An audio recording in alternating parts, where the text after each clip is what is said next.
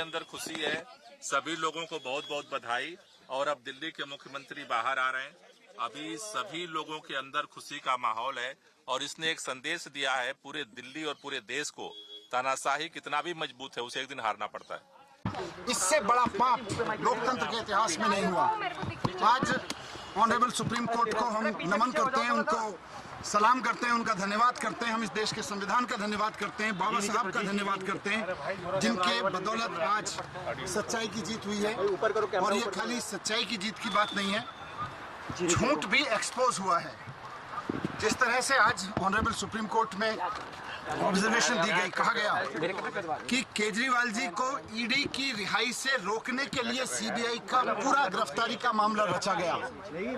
हम बार बार कह रहे थे, सिंघवी साहब ने, हमारे जो सीनियर एडवोकेट थे, उन्होंने ऑनरेबल कोर्ट के सामने बार बार ये शब्द दोहराया कि ये इंश्योरेंस अरेस्ट था, ये किसी गलत काम के लिए अरेस्ट नहीं किया गया था, कोई करप्शन के लिए अरेस्ट नहीं किया गया था। भारतीय जनता पार्टी चुनाव में नहीं जीत पाती, पार्टी को नहीं तोड़ पाती, तो एक इंश्योरेंस अरेस्ट किया गया कि इस आदमी को जेल में डाल दो तो इनकी पार्टी टूट जाएगी, इनकी सरकारें ध्वस्त हो जाएंगी।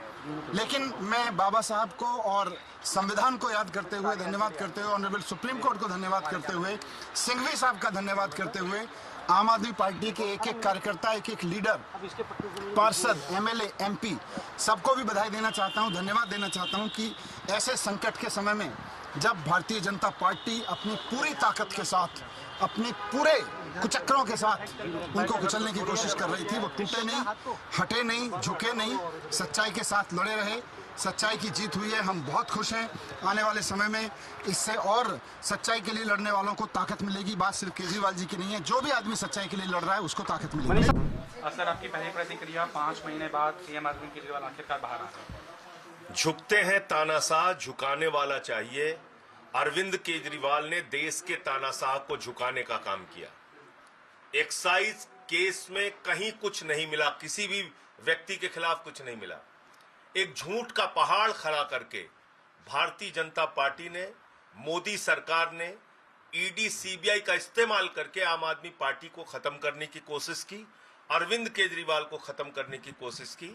लेकिन सच की जीत होती है, अन्याय का अंत होता है, तानाशाही का अंत होता है। और आज अरविंद केजरीवाल जी बाहर आएंगे और अब हरियाणा के चुनाव में भी हम लोग पूरे मजबूती के साथ जुटेंगे, दिल्ली के चुनाव में भी जुटेंगे और इस तानाशाह हुकूमत का अंत होगा। अब इसका समय नजदीक आ रहा है। देखिए, बेल आज अखबारों में छपा है, करीब 40 लोगों को एक्यूज बनाया गया था और मात्र 2 लोग आज जेल में बचे थे, तो बेल तो मिलनी तय थी। मगर जो सुप्रीम कोर्ट ने आज केंद्र सरकार की इन्वेस्टिगेटिंग एजेंसीज के बारे में कहा है, मुझे लगता है वो केंद्र सरकार के लिए बहुत बड़ी फटकार है। केंद्र सरकार की प्रीमियर एजेंसी को सुप्रीम कोर्ट ने कहा कि जो पिंजरे में तोते की बात सुप्रीम कोर्ट कहता था, वो आज भी सीबीआई और इन्वेस्टिगेटिंग एजेंसी के लिए है। और ये बहुत ज़रूरी है कि ना सिर्फ सीबीआई इंडिपेंडेंट दिखे, इसका परसेप्शन हो कि ये इंडिपेंडेंट है।